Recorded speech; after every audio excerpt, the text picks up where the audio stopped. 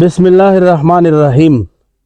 نحمده ونصلي على رسوله الكريم اللهم صل على سيدنا محمد وعلى ال سيدنا محمد وبارك وسلم. عزت من داغا میرا د عبد الله مولوی صاحب په مدرسه شه نوستی مولانا عبدالله بن حاجی دلاور خان مرحوم رحمت الله علیه او دا مشوره د پر وشلا چې مش سره شکر الحمدلله شاش بیا ډېر بچی فارغ شوي دي د هغې بستربندي په باره شه دا مشوره وشله د جلسې وختونه مقرر شله نو دا زه تاسو ته شو ټولې مسلمانو نه میره دا اپیل کوي دا علما ټول د غریولو ولا مشرون علما نوستي چې به تاسو انشاءالله جلسې ته په خپل وخت باندې تشریف راوړئ او دا ډېره د اجر او د ثواب خبره ده.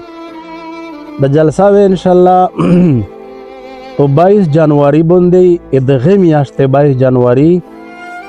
بروز بود با وقت 1 بجا تا عصر د مشپشیل منځنه مخشه 2 بجا او د مازدیګر منظر سره انشاءالله وی مدرسه مظاهر العلوم کوټ کا عبدالغفار و زمان مغل خیل غوریوالا. نو دا میش د ټوله مسلمانو ورونه نه خاصوصا علماء کرام نه طلباء کرام نه